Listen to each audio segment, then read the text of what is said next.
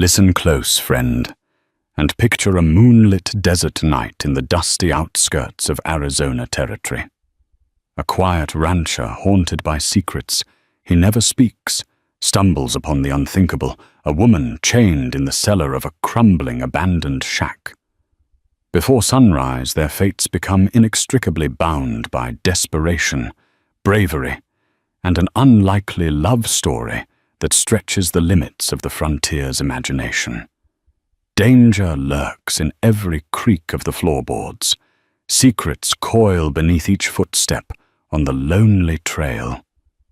This is a tale of terror and triumph, betrayal and redemption set against the endless desert night, and it all begins here.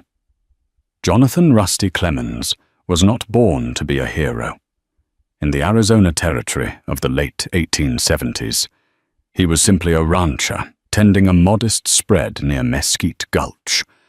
The people in town gossiped that he was once a Union soldier and had left the East to escape painful memories of war. Some said he was an outlaw in hiding. Others believed he was nothing more than a man with a quiet soul. Truth was, Rusty wanted a life free from bloodshed and heartbreak. He had witnessed too much. At 35, he had enough regrets to last a lifetime. Mesquite Gulch wasn't much of a settlement, just a dusty main street lined with wooden facades and a few scattered buildings. The grandest structure was the dilapidated Willow Creek Saloon, owned by the flamboyant Alma DuPont, who claimed to have danced for Billy the Kid once. Nearby sat a feed store livery stable and a modest sheriff's office run by Sheriff Bert Kincaid, a stern man whose only softness was his limp from a bullet wound in his younger days. A short ride from that dusty row was the Clemens Ranch, a humble piece of land with an old barn, a modest cabin, and a few dozen head of cattle. Rusty's days were lonely. He cared for his livestock under the relentless sun, drove them to the nearest watering hole every few days, and spent evenings reading a dog-eared copy of Homer's Odyssey. Nights found him drifting through memories of the battlefield, the roar of cannons, the flash of bayonets, the smell of gunpowder. Over time, the wide expanse of desert and a stubborn stallion named Huck gradually replaced the sound of rifles in his nightmares. One late afternoon, Rusty decided to ride further than usual. The last few weeks, something weighed on him. A sense of unease prickled at the back of his neck, as if the desert itself whispered warnings on the wind. He steered Huck toward an abandoned property a few miles from town. A gray, rotting house nestled behind scraggly mesquite trees. Folks said it was once owned by the Mortons, a family that vanished after rumors spread about shady dealings. No one dared to buy the land. It was rumored to be cursed or haunted. The place was silent as a graveyard when Rusty approached. Sunbeams angled through shattered windows, illuminating dust motes and swirling cobwebs. He dismounted carefully and led Huck around the side, searching for signs of recent visitors. He noticed footprints. They were small, suggesting a woman or a child, and recent enough to ruffle the dried dust. Every hair on Rusty's neck stood on end. He tied Huck and with cautious steps pushed open the warped front door. The hinges groaned like a dying animal. Inside, the stench of decay churned his stomach. Broken furniture littered the floor. Rats scurried at the periphery of his vision. Still he sensed something else, a presence. The sound of muffled whimpering echoed from below. Rusty pulled out his revolver and forced himself forward. Courage wasn't his strong suit, but he'd never forgiven himself if someone needed help, and he turned his back. He found a door leading to a cellar. The whimpering grew louder. Quietly, carefully, he descended into darkness. Rusty's heart hammered. Each creaking step into the cellar felt like walking deeper into the grave. The candle he fished from his pocket barely illuminated the damp walls, slick with an unknown blackish mold. A dreadful smell, something between rotting wood and fear, hung thick in the air. Then he saw her, a woman shackled at the ankles, her wrists bound by coarse rope, her mouth gagged by a dirty rag. She was young, maybe mid-20s, with dirt-caked hair that had once been a sunny blonde. Her eyes, wide with terror, reflected the tiny flame in Rusty's hand. Her dress was torn. Her skin bruised, her lips chapped from dehydration. Rusty dropped to his knees, immediately working on her bonds. As soon as he pulled away the gag, her panicked breath turned to sobs. "It's all right, Rusty," whispered, fumbling for his pocket knife to cut the rope around her wrists. "I'm not here to hurt you. My name is Rusty Clemens." She flinched when the blade touched the rope, but she forced herself to remain still. Once freed, she tried to stand, but collapsed, her legs too weak. The chain around her ankles clanked against the stone floor. Rusty realized he'd need a key or something to break it. "Who did this to you?" he asked, setting down the candle to examine the metal cuff. Her voice was barely above a whisper. I don't know his name. He caught me on the road. I was heading to Mesquite Gulch. Then I woke up here." Tears welled in her eyes. "He left, said he'd be back." Rusty's stomach turned. The fact that her captor might return any moment made his skin crawl. "Do you know where the key might be?" She shook her head. He carried it on a chain around his neck. Without hesitation, Rusty stood and scoured the small cellar. Cobwebs and gloom were all that greeted him, no sign of any key. He refused to abandon her to go search for tools in town. Time was too urgent. Whoever did this could return. So he located a rusty iron pipe, clenched his jaw, and used every ounce of his strength to pry at the shackle. After several terrifying minutes, the chain snapped. "Can you walk?" he asked gently, slipping an arm beneath her shoulders. Her name, as he soon learned between ragged breaths, was Catherine "Cat" Whitfield. She came from Ohio, traveling west in search of relatives rumored to have settled near Tucson.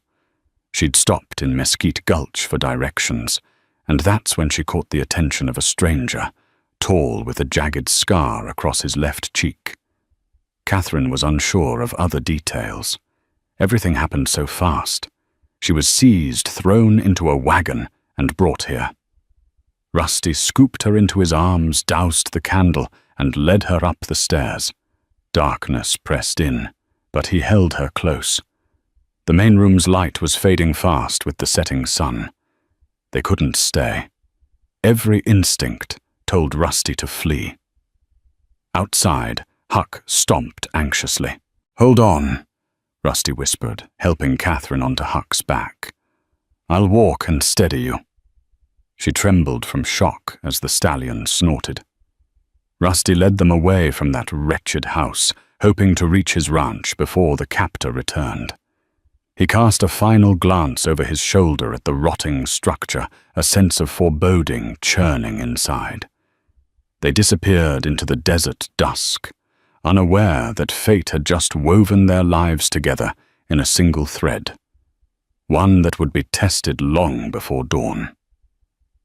The sliver of moon barely lit the rocky trail as Rusty guided Huck across the open desert. Every now and then Catherine whimpered from the pain in her ankles and wrists, prompting Rusty to pause, let her adjust and muster enough strength to continue. He offered her his canteen. She drank greedily. In the still desert air, the squeak of the saddle and the soft crunch of boots on dirt sounded unnaturally loud, as though the darkness had swallowed all else. "You're all right now," Rusty kept murmuring, more to reassure himself than anything. "I'll get you someplace safe." She remained silent, eyes scanning the horizon. Rusty sensed the fear she held inside, the residual terror of captivity. He wanted to ask more questions: who she was, what had led her here. But it didn't feel right. She needed rest, comfort, and the assurance of safety before she would speak freely. Eventually, they saw the flicker of a lantern on Rusty's porch. He had left it lit, a beacon for himself on nights he roamed far. By the time they arrived, Catherine was barely conscious. Her slight frame slid off Huck, and Rusty caught her just in time. With a gentle touch, he carried her inside, laying her on his bunk. The cabin was humble, a single room, with a worn wooden floor, a small kitchen area, and a bed in the corner. A door led to a tiny side room that served as storage. Rusty lit a lamp and knelt by her side. He rummaged through a battered metal box holding rudimentary medical supplies, bandages, salve, and a jug of whiskey strong enough to clean wounds or dull the worst pains. He carefully washed her bruises, applied the salve, and wrapped her wrists and ankles. She hissed as the antiseptic stung, but she didn't fight him. "Thank you," she finally whispered, her voice weak. Rusty said nothing. Instead, he fetched a blanket from a chest, covering her gently. He heated water over the small stove and made a pot of coffee. The events of the evening weighed on him heavily. He still couldn't believe the night's discovery. A woman chained like an animal in that foul cellar. How many days had she been there? How many times had she wondered if she'd ever see the open sky again? After forcing himself to take a quick sip of the scorching coffee, Rusty stepped outside to think. The desert night greeted him with cold wind and distant coyote howls. The old conflict within him surfaced: the soldier who'd seen unspeakable horror, and the man who craved a life of peace. He glanced through the cabin window at Catherine's sleeping form, resolve settling in his gut. He couldn't just wash his hands of this. Whoever locked that woman up might still be out there. They might come looking. He patted Huck's neck. Tomorrow, he would ride into Mesquite Gulch, inform Sheriff Kincaid, and see if he could track down the monster who did this.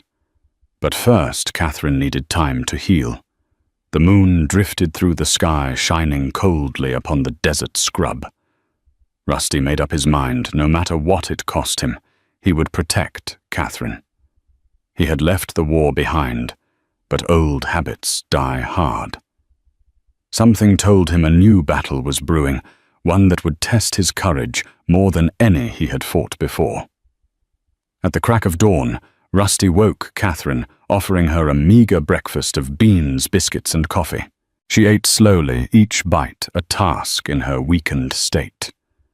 Dark circles rimmed her eyes, but she seemed calmer now. "I need to head into town," Rusty said gently. "Sheriff Kincaid has to know what happened. The man who hurt you. He's not going to just disappear. Will you be all right here alone for a few hours?" Catherine's hands trembled around the tin cup. "I'll be fine," she managed. "I want this man caught. I'm scared he'll find me." Rusty placed a comforting hand on her shoulder. "I'll make sure no harm comes to you," he promised, looking into her eyes. Something unspoken passed between them, a fragile trust, perhaps. "Lock the door behind me. Don't open it for anyone." Not long after, Rusty found himself guiding Huck down the winding trail to Mesquite Gulch. The early morning sun bathed the desert in a pale glow, as if washing away the nightmares of the previous night. But fear continued to gnaw at Rusty. He recalled the scars on Catherine's wrists, the sheer cruelty of leaving someone to rot in that cellar. This territory was harsh enough without men who preyed on the vulnerable. He arrived at the sheriff's office, a squat building with peeling paint and a battered sign. Inside, Sheriff Bert Kincaid sat behind his desk, poring over the local wanted posters. Bert was a large man, his hair thinning and his perpetual scowl deepened by the memory of an outlaw's bullet still lodged somewhere near his spine. "Morning, Rusty," Bert drawled, looking up. "What brings you in this early?" Rusty removed his hat, eyeing the door to ensure no eavesdroppers. "I found a woman chained up in that old Morton place." Bert's scowl deepened. "Chained." He sat up straighter. "Is she alive?" "Barely," Rusty said. "She's at my ranch right now, resting. She told me a man abducted her on the road, stuck her in that cellar and left her. She's got bruises, rope burns, the whole lot. Name's Catherine Whitfield." Bert inhaled through his teeth. He was silent a moment as he let the gravity sink in. "We've had rumors of travelers going missing lately, but no one reported seeing any wrongdoing. Let's see, Catherine Whitfield. Not a name I recall. Did she describe the man Rusty recounted, what he knew, the scar on the left cheek, the chain with a key around his neck?" Bert flipped through a few wanted posters. He paused on one that depicted a lanky figure with a scar, but the details were too vague. "Could be Tom Scarface. Greeley." Bert mused, tapping the poster. "He's rumored to run with a gang out near the border, smuggling contraband into Mexico. But they're more into robberies, not kidnapping. Still, times change, criminals change. I'll look into it." Rusty shifted on his feet. "I want to help Bert. That woman's terrified. She needs justice." Bert gave him a steady look. "This territory's got a way of swallowing people whole. If you're set on helping, you best be ready for trouble. This Scarface, Greeley. If it's him, he won't think twice about putting a bullet in you." Rusty looked at the scar on Bert's cheek. An old bullet graze from a skirmish years back, and nodded. "I've seen worse," he said quietly. His gaze flickered with the haunted memories of the battlefield. Bert sighed, rising to his feet with a creak in his knees. "All right, I'll gather a posse, see what we can find. You ride back and keep that young lady safe. If Greeley or some other scoundrel is lurking, they might come around." A subtle tension settled in the air, a sense that something dark was stirring in the dusty corners of Mesquite Gulch. Rusty placed his hat back on and headed outside. The sun was higher now, bathing the street in a glare that made the wooden buildings shimmer. He couldn't shake the feeling that trouble was just beginning, and that Catherine Whitfield was caught in the center of it, like a lamb thrown to wolves. By the time Rusty returned, Catherine was awake and seated in his rocking chair, her bandaged ankles propped on a crate. She sipped water from a tin cup, her eyes a bit more focused. The day wore on, with Rusty helping her, offering what little he had, broth, bandages, quiet conversation. At times she gazed out the small window as if expecting a phantom to appear. Despite his gentle reassurance, Rusty saw a ghostly tension in her every movement. Toward evening, Sheriff Kincaid arrived with 2 deputies. They questioned Catherine about her ordeal. The memory was harrowing, but she managed to recount the abduction and the man's threat to return. Sheriff Kincaid frowned deeply, cautioning them both that the territory wasn't safe. "We'll do our best to track him," he said, touching the brim of his hat in farewell. "But keep your doors barred." Hours later, after the sheriff had gone, Catherine and Rusty sat in silence, lit by the glow of the lantern. Mesquite Gulch was too remote for help to arrive swiftly if danger came calling. Catherine's gaze kept drifting to the door, her body rigid. Rusty saw her exhaustion, She looked as if she might faint from mere worry. Eventually, Catherine spoke, her voice trembling. I can't stay here alone if he comes back. He'll kill me if he finds me." Rusty knelt beside her. "No one's going to kill you. I'll be here." She lowered her eyes. "I barely know you. You've been kind, but what if the law decides I need to move on? I have no family out here except distant relations I've never met. Wherever I go, he could find me again." Her fear was tangible. Rusty understood that while the West offered opportunity, it also devoured the unprepared. Women traveling without family or husband were easy targets for outlaws. He recalled the quiet vow he'd made to protect her. But the thought that formed in his mind next both terrified and intrigued him. Marriage. It was an unthinkably bold solution, but in the frontier towns it wasn't unheard of for two strangers to wed out of necessity, especially if it offered legal protection. "Catherine," he began hesitantly, "there is another way. If..." He stopped, his pulse drumming in his ears. "You can stay here under my protection, and folks wouldn't question it if you were my wife." She looked up, startled. For a moment they stared at each other, the gravity of what he said filling the air. I'm not forcing you, and it's not about romance," Rusty hurriedly clarified. "But in this territory, a woman traveling alone is always at risk. If you were my wife, you'd have certain rights, certain protections. People would think twice before bothering you." Her eyes welled with tears. "I don't know. It's so sudden. I mean, what about love?" Rusty lowered his gaze. "I've known love before. It didn't end well. But I believe in loyalty and doing right by a person who needs it. I'm offering you that, and a roof, and my vow that no harm will come to you while I live." Catherine wiped at her tears, the hours of trauma. The reality of her situation alone hurt. Hunted pressed in on her. A marriage might be her only chance at real protection. The clock was ticking, and she felt that man's presence hovering like a shadow over every future step. "All right," she whispered, her voice barely audible. "Before dawn. Let's do it. Then I won't have to fear what happens if the sheriff tries to send me away or if that man tracks me down." The weight of the decision sank in. Rusty nodded solemnly, a strange resolve forming in his chest.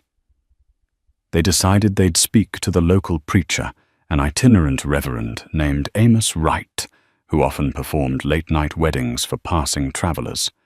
Their union would be quick legal and overshadowed by the threat of a faceless evil. Rusty lit an extra lamp, helped Catherine prepare as best they could in the cramped cabin.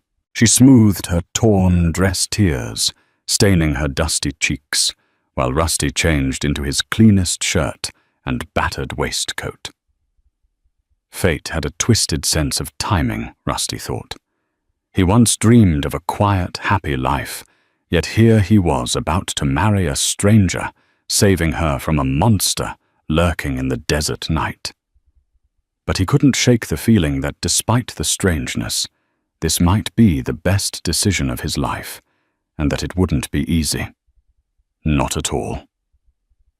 The moon was high and bright as Rusty helped Catherine mount Huck once more. Her injuries still hurt, but she managed to stay steady in the saddle. Rusty led the stallion, a lantern swinging from his hand, to guide them along the trail to Reverend Wright's small chapel on the outskirts of Mesquite Gulch. The chapel was less a proper church and more a humble wooden structure with a rough cross nailed to the door. A single window glowed with lamplight. Rusty tied Huck to the hitching post, then offered Catherine his arm. She wore no veil, carried no bouquet, She looked like what she was, a battered survivor seeking refuge. They knocked softly. Reverend Amos Wright opened the door, his long white beard wagging with concern. He squinted through wire-rimmed spectacles.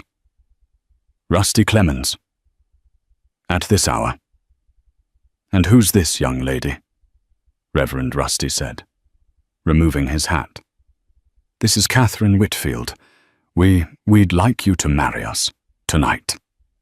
A flicker of surprise crossed the Reverend's face, but frontier ministers were used to abrupt weddings.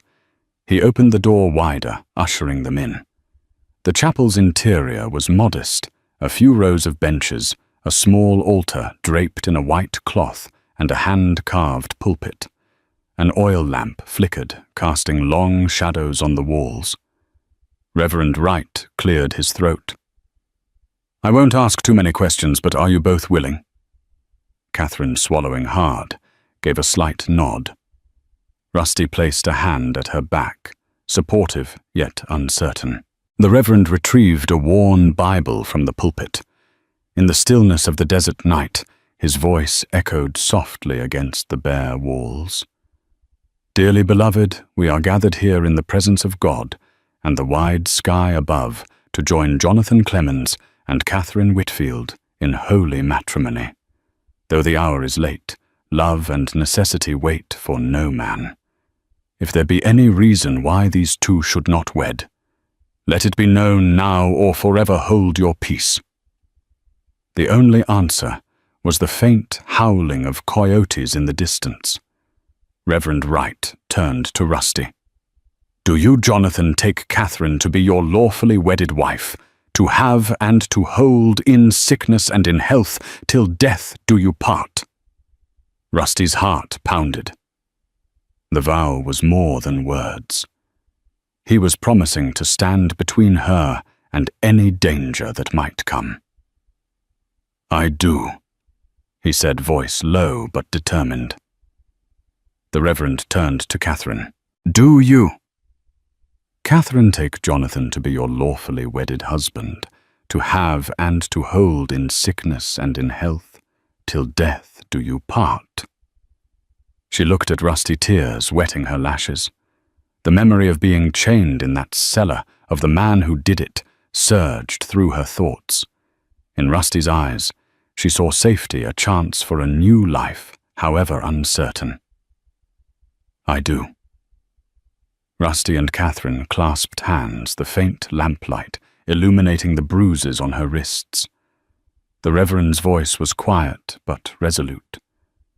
"By the power vested in me by the territory of Arizona, and under the eyes of God, I now pronounce you husband and wife.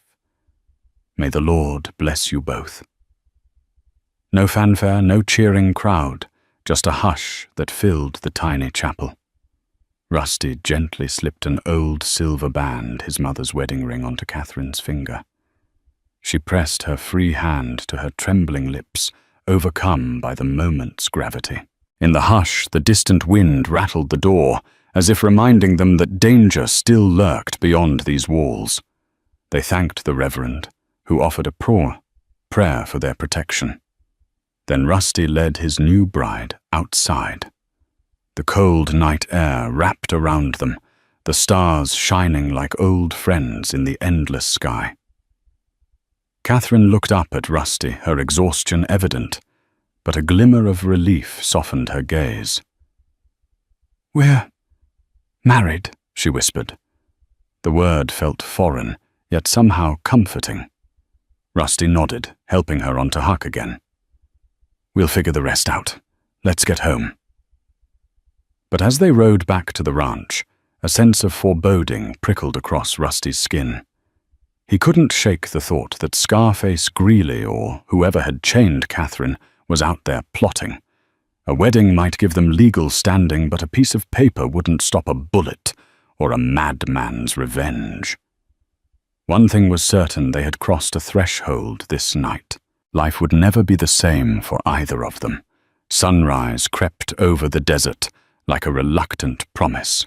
Catherine awoke in Rusty's bed, the same bed he'd given up to her since her arrival. She stretched, wincing at the lingering pain in her ankles.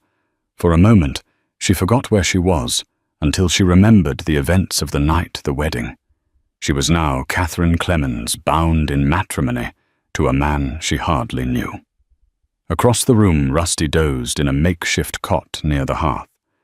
He stirred at the sound of her moving, blinking, bleary eyes. "Mornin'," he mumbled, rising to stoke the fire. Their first few hours as husband and wife felt surreal. Neither knew how to navigate these new roles. Rusty silently made breakfast, simple eggs and biscuits, while Catherine smoothed her hair with a small brush. She found an old cotton dress in a trunk that belonged to Rusty's deceased mother. It was a bit loose around the waist, but it was far cleaner than the torn dress she'd been rescued in. As they ate, an awkward quiet lingered, broken only by the sizzle of the skillet. Eventually, Catherine spoke. "Thank you for everything." Her eyes darted to the ring on her finger. "I still can't believe I'm married." Rusty offered a gentle smile. "I'm not sure if congratulations are in order. I just want you safe." She nodded, gratitude shining through her uncertainty. "I know. So do I." Rusty finished his biscuit and wiped his mouth with a handkerchief. "I'll be out tending the cattle and checking the fences. Promise me you'll stay indoors. Keep the rifle close." He pointed to a long rifle resting on a pair of hooks near the door. Her face paled at the thought of needing to use it. "All right," she agreed, "but hurry back." Rusty took his hat and headed into the blistering daylight. Catherine locked the door behind him, her heart pounding. The walls of the cabin felt both protective and confining. She busied herself tidying the small space, washing dishes, folding blankets, anything to keep her mind from fear. She replayed the horrors of the cellar and the face of her captor. Who was he truly? Why take her hours past? Midday heat settled like a heavy curtain. Catherine dozed in the rocking chair, awakened by the distant sound of hoofbeats. Anxiety flared. She hurried to grab the rifle, creeping toward the window. Relief washed over her when she recognized Rusty. He dismounted, sweat staining his shirt from ranch work. She opened the door, letting the midday sun slash through the gloom of the cabin. "You all right?" he asked, concern etched across his face. "Just on edge," she admitted. Together, they shared a sparse lunch of hardtack and beans. Rusty considered riding out to the Morton place with the sheriff's posse, but decided it might be more prudent to wait until Catherine was stronger and the threat of her captor was clearer. Then in the afternoon, hush, a knock sounded at the door, stern, loud, demanding. Catherine's breath caught in her throat. Rusty rose and answered, hand on his holster. It was Thomas Rutledge, a local rancher and known loudmouth.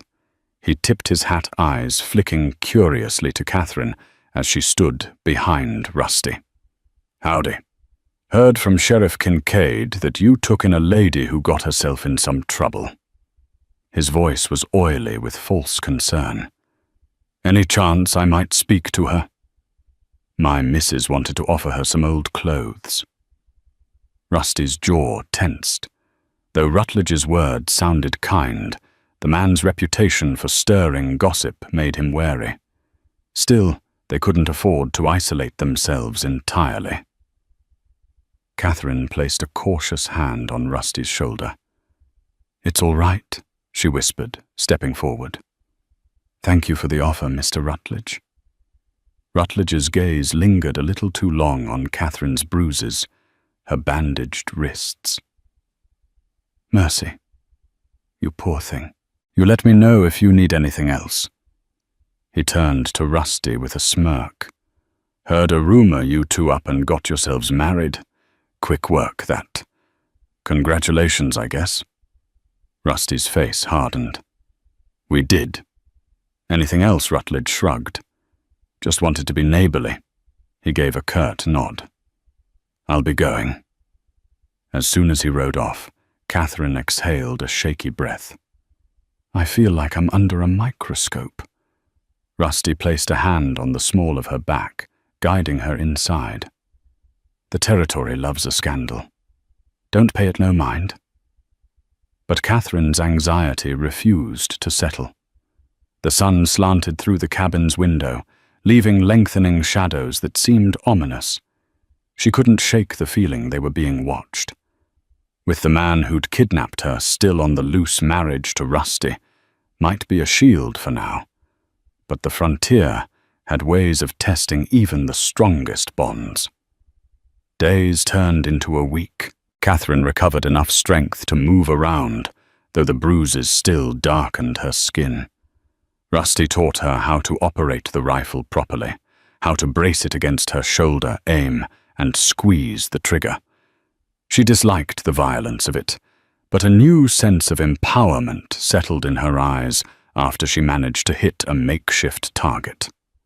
Their marriage evolved into a quiet partnership. Catherine mended clothing, prepared meals, and discovered an odd solace in the domestic tasks she had once taken for granted. Rusty worked the ranch occasionally, riding into Mesquite Gulch for supplies.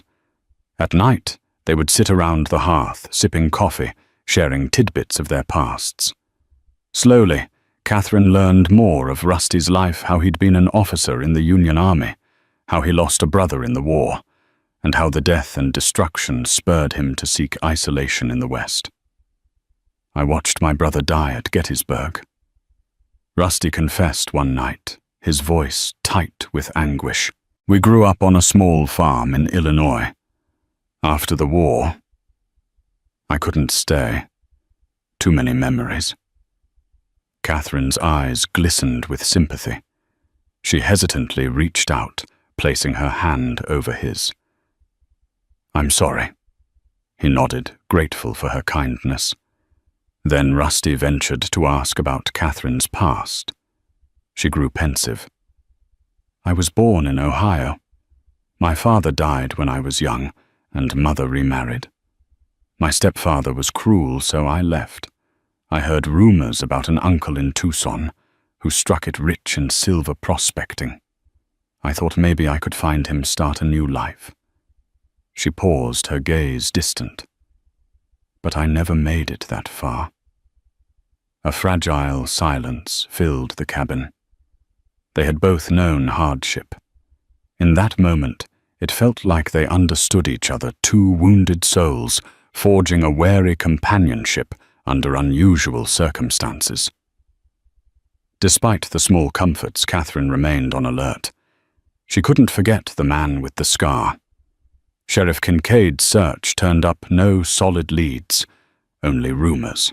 A couple of travelers had reported seeing a lone rider near the Morton house at dusk, but no one confirmed who it was. Each day that passed without closure wound Catherine's nerves tighter, as if a storm loomed on the horizon. Then one afternoon, Rusty returned from a supply run carrying a folded letter. He handed it to Catherine with a furrowed brow. Got this from the stage office. It's addressed to you. Her heart hammered. She opened it to find a brief, cryptic note. I know who you are, Catherine Whitfield. I remember what you did. Leave now or face the consequences. No signature, no indication of who wrote it. But fear seized Catherine's chest. Her eyes darted to Rusty, who read the letter, his jaw clenching in anger. You have any idea who could have sent this? He asked quietly. She shook her head, stunned. None. Unless... Her thoughts swirled. There was only one man who threatened her so intimately, her captor. The man with the scar. But how had he managed to leave a letter in Mesquite Gulch without being seen? Rusty's gaze turned cold, soldierly. We'll lock everything down here. We'll be ready for him. In the following days, they bolstered the ranch's defenses. Rusty set traps around the perimeter, taught Catherine how to reload the rifle, and slept lightly, one hand on his revolver. They were living on borrowed time. The tension between them was a shared fear, but also a strange bond. If the scarred man came, they would stand together, husband and wife, in name and necessity. Yet Catherine feared that if confronted by her abductor, she might freeze from terror. She had nightmares of that cellar, the clanking of chains, the taunting grin on the man's scarred face. Each dawn she woke with a gasp relief flooding her, as she realized she was safe in Rusty's cabin. But for how long? The evening sky spread a tapestry of stars over the desert when Catherine and Rusty sat by the hearth, the cabin lit by a single lantern. A cool breeze slipped through the open window, a reminder that even in the heat of Arizona days, nights could turn brisk. For a few quiet minutes, they ate supper, chili beans and cornbread, courtesy of the local store. But neither truly tasted the meal. They were both tense, anticipating a threat they could almost sense in the stillness. Then a knock at the door shattered the silence. 3 loud raps. Catherine's eyes went wide, her grip tightening on Rusty's arm. Rusty placed a finger to his lips, motioning for her to douse the lantern. He quietly lifted his revolver from the table, stepping towards the door. "Who's there?" he called. His voice was calm, but Catherine heard the tension beneath it. A muffled voice answered, "Sheriff Kincaid." "Open up, Rusty. It's urgent." Relief washed over Rusty's features. He opened the door just enough to peer outside. Indeed, there stood Sheriff Bert Kincaid, his brow glistening with sweat, arms crossed over his chest. "Mind if I come in?" the sheriff asked tersely. Rusty nodded, stepping aside. Catherine quickly relit the lantern, revealing the sheriff's exhausted face. "I've been chasing a lead," he explained, removing his hat to wipe his forehead. A wanted man was spotted south of town. Tall, scarred face riding a dark horse. "Could be your culprit. Thought you should know." Catherine shuddered, pulling her shawl tighter. "So he is here." Bert nodded grimly. "Likely. I've got a deputy staking out the old Morton place, but no sign of him yet. I'm warning folks not to travel alone." Rusty's eyes narrowed, stepping closer to the sheriff. "We got a threatening letter. Catherine's name on it. She recognized the handwriting as his." She shook her head. "I'm not certain, but it feels like him." Sheriff Kincaid cursed under his breath. "You two be careful. I'll keep a patrol around your area. If we spot him, we'll bring him in." He left as abruptly as he arrived. The moment the door closed behind him, the tension in the cabin doubled. Catherine locked the door, her hands shaking. Rusty stood near the window, peering into the darkness. Outside, the wind had picked up, rustling the mesquite and scattering dust. The moon was barely a crescent, offering little light, a perfect cover for any intruder. Hours dragged by. Rusty insisted on staying up, rifle across his lap. Catherine dubbed fitfully in the rocking chair, jolting awake at every noise. Finally, close to midnight, exhaustion took them both. Rusty urged Catherine to lie down in the bunk, promising to wake her at the faintest sign of trouble.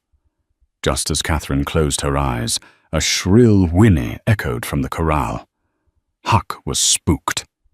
Rusty shot to his feet, grabbing the rifle. Catherine scrambled after him, heart hammering. He motioned for her to stay low, then slid open the door a crack to peer out. In the inky darkness, they could make out a lone figure near the edge of the corral fence. The outline of a horse behind him, silent and still. A tall man, broad-shouldered, wearing a wide-brimmed hat. As if sensing their gaze, the figure turned his head, the moonlight catching something shiny on his face. A scar, perhaps. Catherine stifled a gasp. It was him. Rusty raised the rifle, aiming. "Stop right there!" he shouted into the night. The figure didn't move. The desert wind howled swirling dust around them. Huck stomped nervously in the corral. Catherine's heartbeat thundered in her ears. Then, just as Rusty squeezed the trigger, the figure ducked behind a wooden post. The shot rang out, echoing across the ranch. Sparks flew as the bullet ricocheted off the fence. The intruder leapt onto his horse in one fluid motion, spurring it into a gallop. Rusty fired again, but the man was already disappearing into the darkness. A ghost with no name. Catherine sank to the ground, breathless. Rusty ran to the corral fence, scanning the horizon. Gone. The scarred man had come and vanished like a desert wraith. But his message was clear. He knew where they were. And he wasn't. Also wasn't finished. Sunrise revealed the tracks of the intruder's horse in the dust near the corral, trailing off into the rocky hills. Sheriff Kincaid and 2 deputies came to inspect, but the trail soon vanished among canyon paths that only seasoned outlaws seemed to navigate. Catherine stayed inside, eyes locked on the horizon, as if expecting the man to reappear at any moment. That day, a sense of dread settled upon the ranch like a shroud. Rusty stood guard while Catherine tended to chores. She insisted on helping cooking, cleaning, even mending the bullet hole in the fence. Every creak of the cabin made her jump, but she refused to remain idle. Fear gnawed at her, but she wouldn't let it paralyze her. As dusk approached, Rusty armed himself with both rifle and revolver. He set up a lantern outside to illuminate a portion of the yard, hoping to remove any advantage from an intruder lurking in the dark. Catherine lit candles in the windows, giving them a faint vantage point if someone approached. They ate supper by the flickering lantern. Catherine's appetite was gone. Her stomach twisted with anxiety. Finally, Rusty touched her hand gently. "We can't live like this forever," he said. "The sheriff will catch him, or he'll slip away eventually." She swallowed hard. What if he doesn't stop? What if he's here for a reason we don't understand? Rusty's eyes softened. "We'll face him together." There was an intimacy in the way he said it, an unspoken vow that went beyond the practical marriage they shared. Catherine felt a warmth in her chest, a comfort that maybe, just maybe, they were more than 2 strangers. She tried to ignore the thought, but it lingered. Night deepened. Rusty paced outside, scanning the horizons. Catherine tried to rest rifle within arm's reach. The hours inched by in taut silence. Then, sometime near midnight, a commotion erupted by the barn. Rusty rushed toward the noise with Catherine close behind. Flames licked up the side of the barn smoke, billowing into the star-dappled sky. Someone had set it ablaze. The horses inside whinnied in terror. Huck kicked his stall door eyes wild. "Get water!" Rusty shouted to Catherine, who sprinted to the well, lowering a bucket with trembling hands. Rusty dashed into the barn, pulling Huck's door open and leading him into the open. Another horse Rusty had just bought, a mare named Sugar, was rearing eyes, rolling in fear. He managed to calm her enough to guide her out as well. Catherine threw buckets of water on the flames, coughing as sulk filled her lungs. Rusty joined her, ignoring the heat that singed his shirt sleeves. They fought the fire desperately, but the barn's dry timbers crackled, feeding the flames like tinder. Sparks flew into the night sky, an inferno, spiraling out of control. By the time the blaze was extinguished, half the barn had collapsed, leaving a charred skeleton of beams. Exhausted and covered in soot, Rusty and Catherine sank to the ground, tears streaking their ash-covered faces. That was no accident, Rusty said, his voice raw.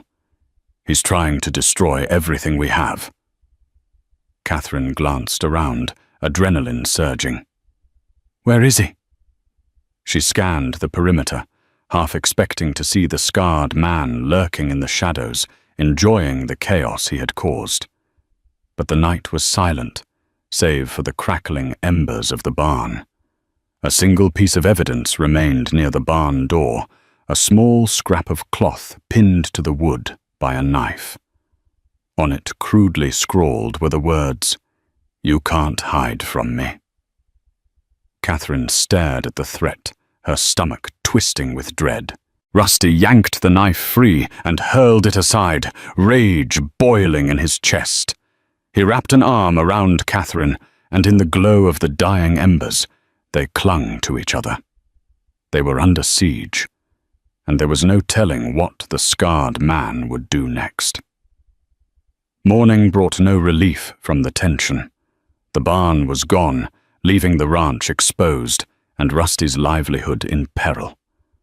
Catherine tried to help salvage what she could from the smouldering wreckage boards, a few tools, anything that might be used to rebuild. Rusty worked in grim silence, the muscles in his jaw tight with anger. He blamed himself for failing to protect Catherine and their home.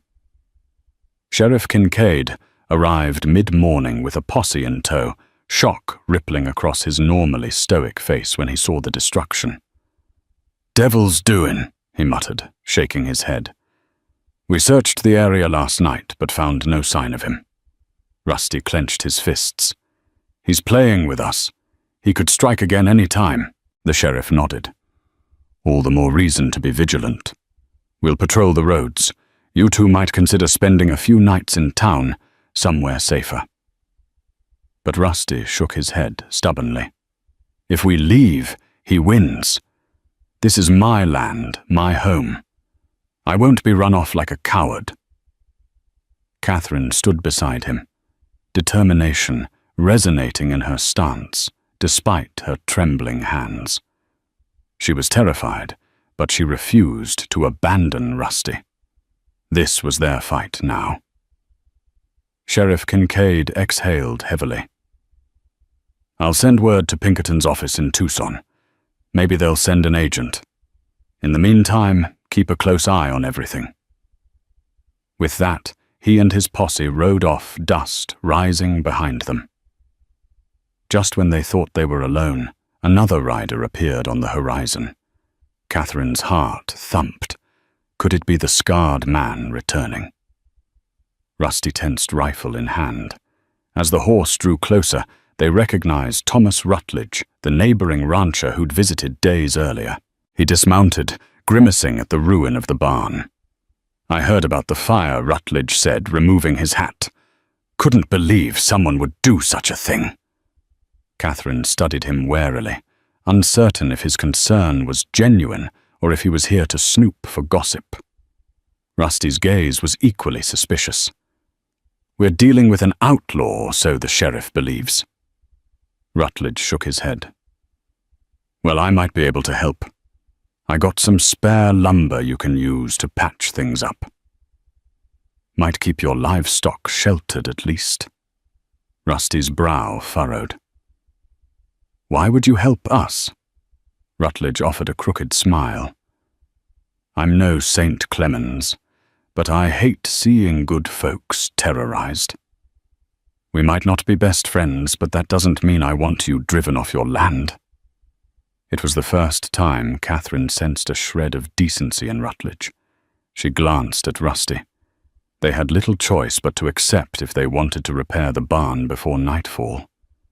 "We appreciate it," she said softly. Rutledge nodded. "I'll send a wagon with some of my men. They'll help you rebuild. And if you find out anything about who's responsible, let me know. I'd hate to have a firebug roaming free around my spread." He tipped his hat to Catherine, then mounted his horse and rode off. Despite his gruff persona, his offer seemed sincere. Maybe even out here, alliances could be forged in the face of a common enemy.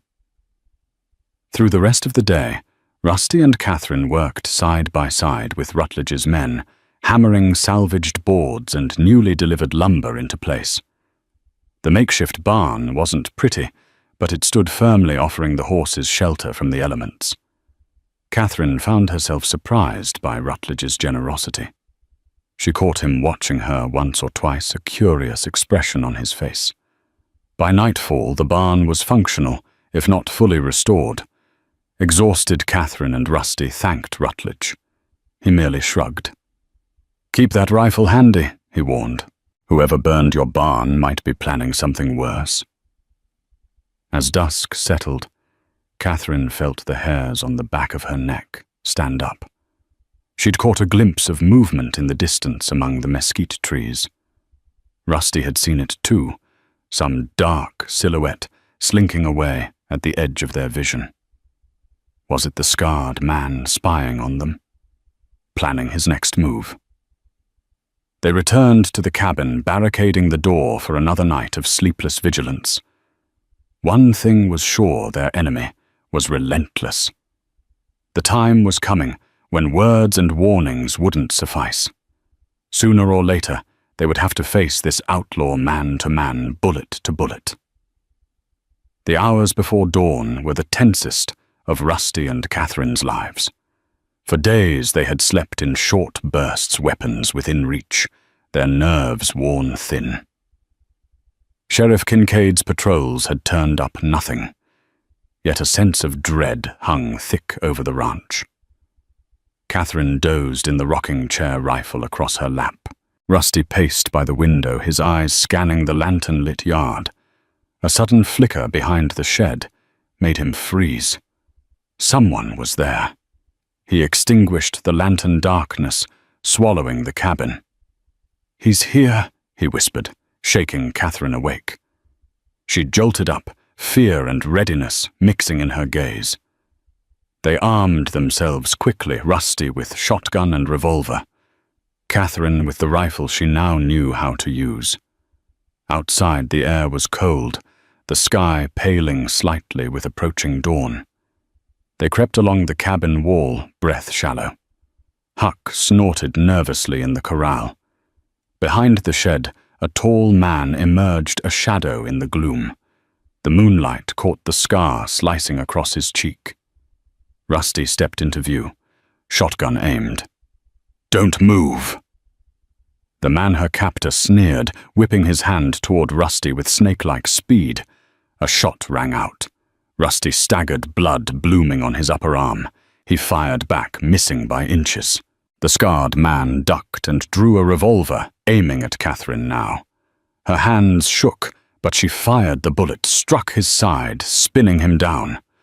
Rusty kicked away the man's weapon, panting through the pain. Catherine kept her rifle trained. "Why?" she demanded. "Why me?" The man laughed, bitter and broken. "Your father, James Whitfield. He left me to die. Took what was mine. So I came for you instead." Catherine's world tilted. Her father, gone for years, had cast a shadow long enough to nearly destroy her. Rusty growled. "So you tortured a woman for a dead man's sins?" The outlaw smiled through bloodied teeth. "A promise is a promise." Catherine's finger twitched on the trigger. Every nightmare, every shackle came flooding back.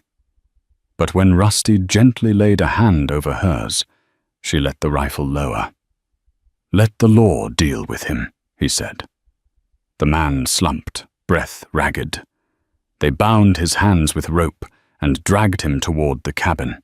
At dawn, Sheriff Kincaid arrived, alerted by the gunshots. His deputies hauled the wounded man into a cart. "He'll stand trial," the sheriff muttered grimly. "He's got charges enough to hang 10 times over." As the cart rolled away, Catherine met the outlaw's glare.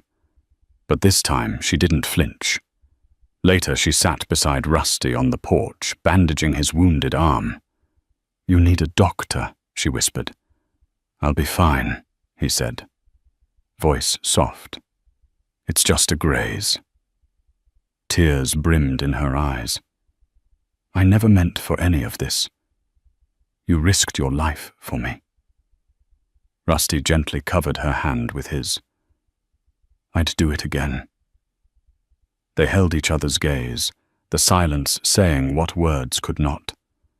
The night was behind them, and in its place morning broke with the promise of something real, not perfect, but forged through fire. They had survived, together.